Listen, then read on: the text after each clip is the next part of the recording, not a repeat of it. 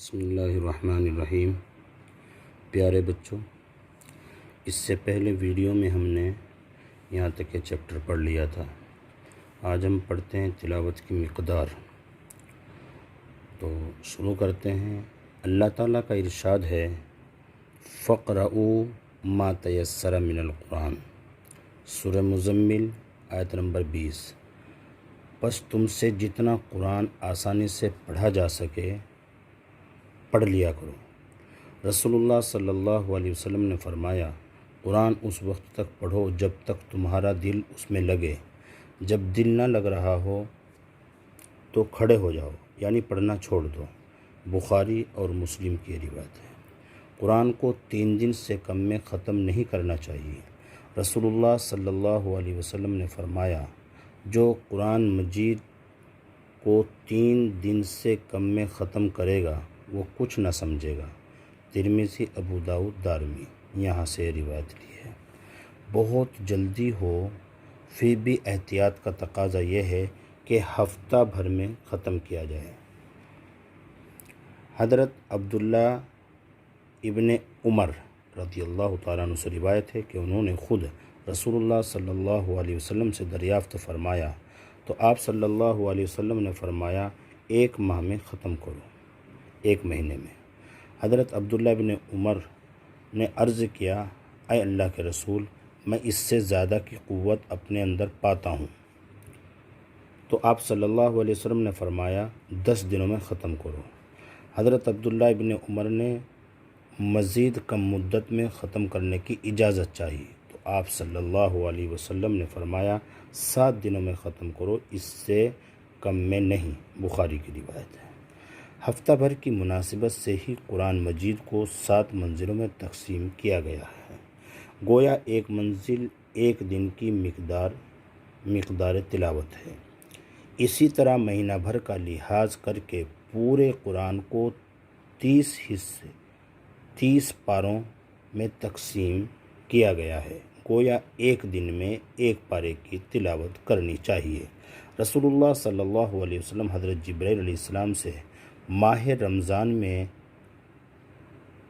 جو مراجعہ کرتے تھے اس عمل سے اس کی تائید ہوتی ہے۔ ہر پارے میں 15 سے 20 تک رکوع بنائے گئے ہیں۔ رکوع کی تقسیم میں معنی، تعداد اور مضمون کا لحاظ رکھا گیا ہے۔ ایک مسلمان عام طور سے نماز میں 1 رکعت کے اندر جس قدر تلاوت کرنا چاہے غالباً اس کی بھی رعایت رکھی گئی ہے، اور اسی لیے اس تقسیم کو رکوع کا نام دیا گیا ہے۔ پورے قرآن میں کل 540 رکوع ہیں۔ اچھی آیتیں اور سورتیں۔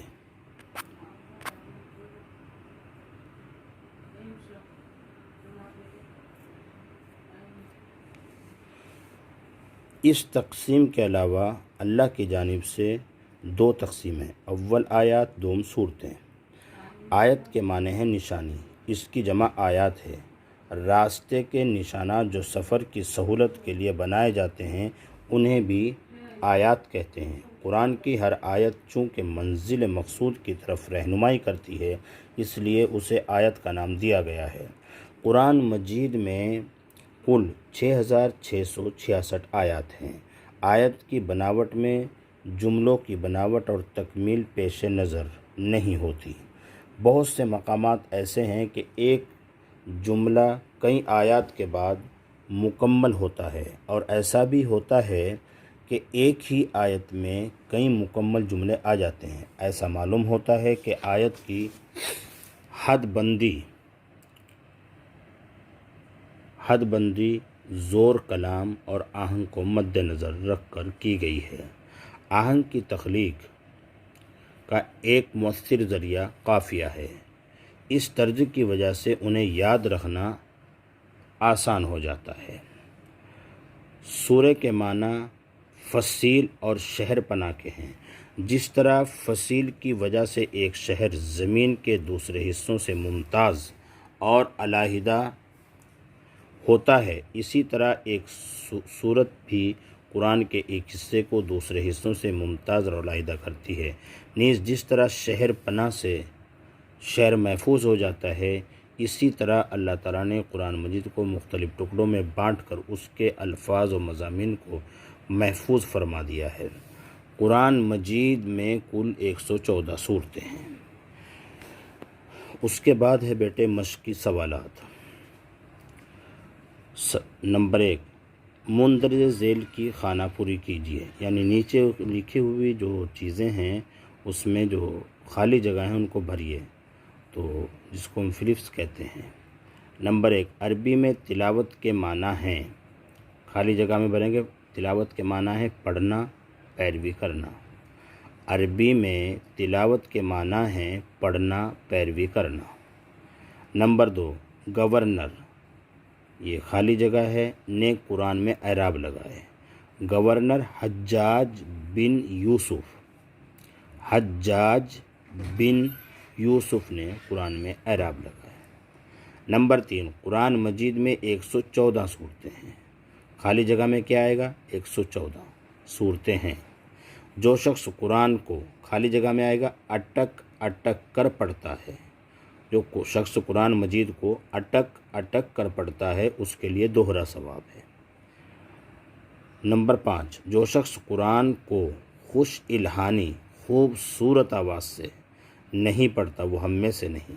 خوش الہانی کا مطلب خوبصورت آواز بنا کر، اچھی آواز کے ساتھ نہیں پڑھتا وہ ہم میں سے نہیں۔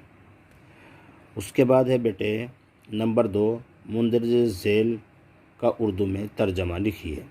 نمبر 1، لا یمسہ الا المطہرون۔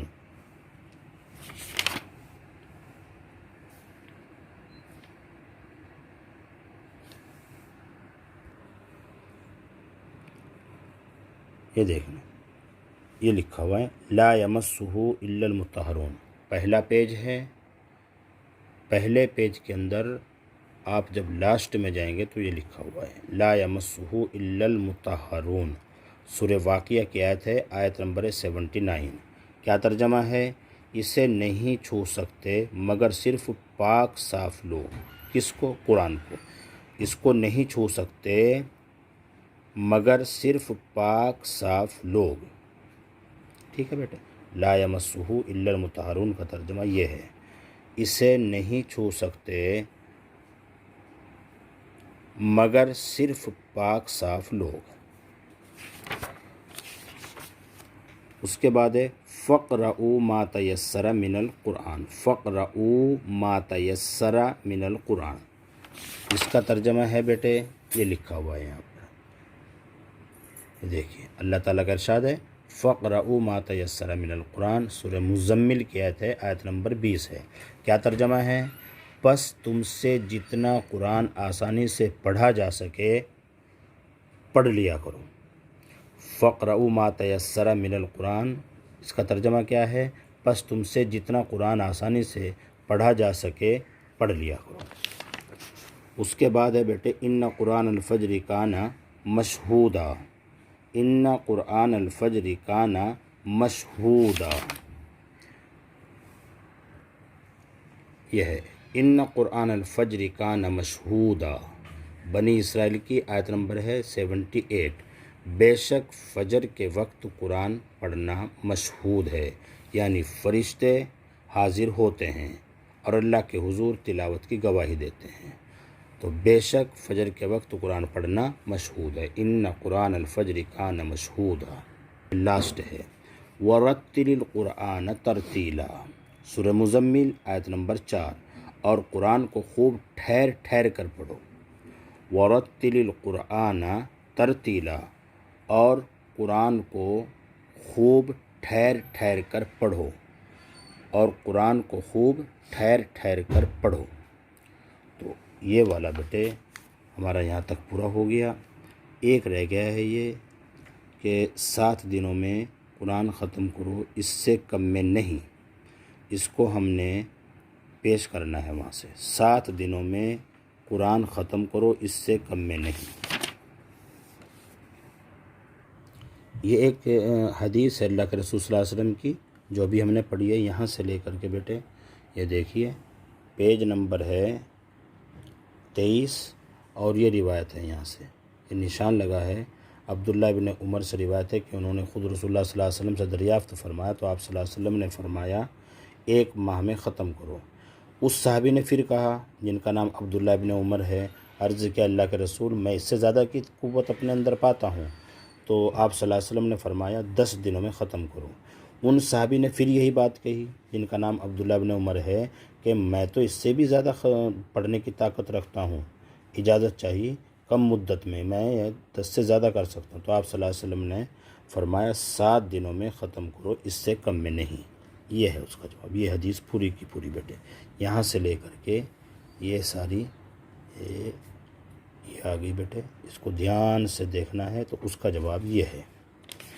اس کے بعد ہے بیٹے، میں یہ نہیں کہہ رہا ہوں کہ الف لام میم ایک حرف ہے، یہ کتاب میں وہاں آیا ہے، تو اس کا کیا مطلب ہے؟ میں یہ نہیں کہہ رہا ہوں کہ الف لام میم ایک حرف ہے۔